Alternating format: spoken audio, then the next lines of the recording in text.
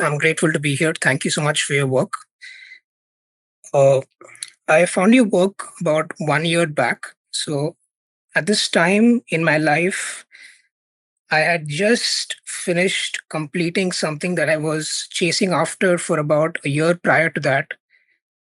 And at this point in my life, I was kind of in immense pain and suffering because that point, just before I got the success, I realized the emptiness of it in the sense that I could see that the motivations that the people around me were driven by was fundamentally different from what I wanted. And the very last mile of that effort, I had to kind of push myself through despite all resistance from my interiority, so to speak. And I think your work just came after that. And it kind of like, I was drawn to it so much that from like trying to hard work my way through life, which I was doing prior to reading your work. Now I became like, I was spending the entire day reading your discourses, basically. Okay. And as the months have passed, I find myself more and more interested in the truth. And so much so that, uh, like, I purchased your Direct Truth podcast recently, and I had to like stop myself from purchasing any more because it was just going to like, I was going to lose all my money kind of. So I had to stop myself from doing that. Uh, and that too, I had to kind of realize that I already had what I needed in some sense. So the place I find myself right now is that I kind of see that in the world, like I want something that is beyond the world. I don't want anything that is in the world, but I also recognize that the practical thing around me is for me to kind of do what is in front of me, so to speak, and not try to escape into some mystical fantasy about what could be. So so I find myself kind of going back and forth here because I wish to I wish for something in the beyond. So if I could find something that could just take me there and it could not break. What I mean by that is get it would not be an illusion that I chase, but something that is permanent. But every time I find myself in that phase, I always lose it because I recognize that it's kind of a pleasure chase in some sense. Like I get caught up by the images that my mind presents instead of the essence of it. And like I don't see any practical, like there's no, I see the emptiness of things. So it doesn't seem like there's nothing to do as such in this life in some sense, except to realize truth. But I also see that if I don't go along with what is practical in the world, I don't know where I'll end up because I just don't know what I will do. And so I'm kind of afraid to some extent, but I think I'm not even afraid now. But I just don't know what is there. Like so I would You appreciate if you don't have you don't know what is where. like I don't see anything in the future in some sense, like I don't I have no idea what will happen next. And that takes my mind from What one do you mean you don't know? I'm not sure what you're saying. You got to be very clear. I okay. don't know what'll happen next. Do you mean like the events of your life? What do you mean like no one knows what will happen next? Like okay, so I mean uh,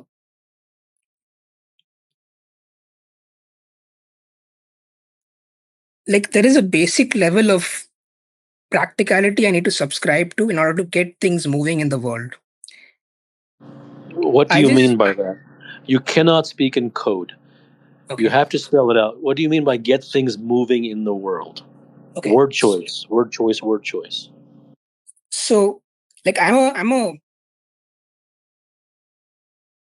a student, right? So in the sense, I'm in college.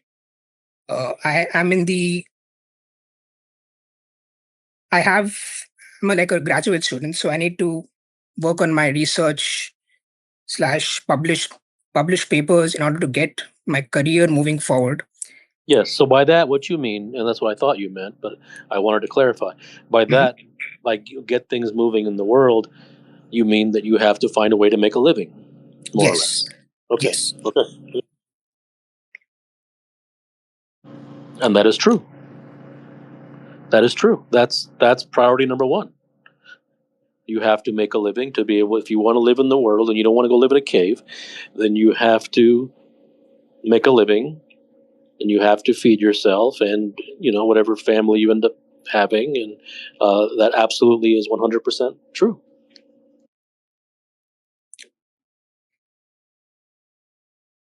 But I don't know how far I will go. So, like, So what does that mean? I so don't know how far I will go. Spell it out. okay. So I'll give you like in a practical sense.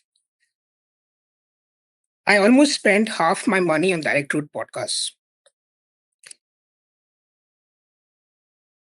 So, like, my desire for the truth is great, and I think I have verified that for myself. There's no doubt about that.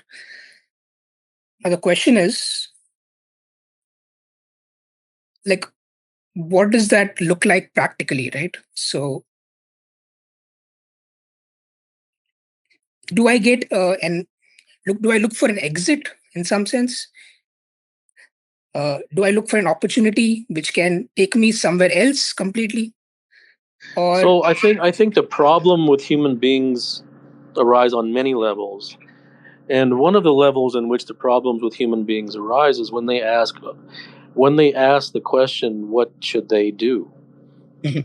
Because no one can tell them that. And there's no right answer.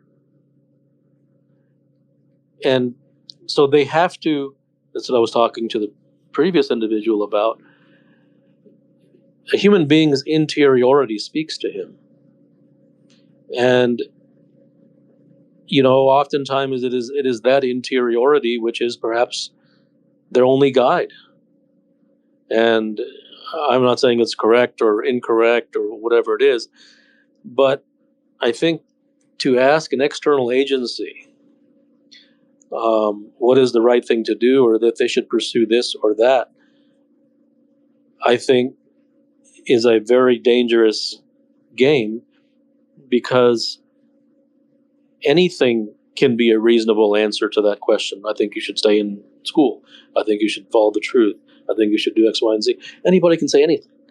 So there's no answer to that as to what you should be doing, because there are many different paths, and it would be it would be it would be an it would be an affront and a crossing the line into your sovereignty, to say that this is what you should do or that's what you should do. no, I think to clarify, I'm 100% with you on that. Uh, but I think so. What ends up happening is that, uh, like, in trying to find the untruths in the world, uh, like, I tend to go down that rabbit hole way too often, and my mind tends to go there. The first instinct is always to go there. Like, what's the garbage, so to speak, in the situation. So what ends up happening is the even the like small kernel of truth that may exist in the situation tends to be overlooked because my mind's attention is devoted to the finding of the untruth. And now this is a limitation on my part because you know uh, like I've come with an assumption that I have to find untruth, right? Uh, and that itself is holding me back. But like the mind gets pulled there no matter what I do. So like I can't stop that.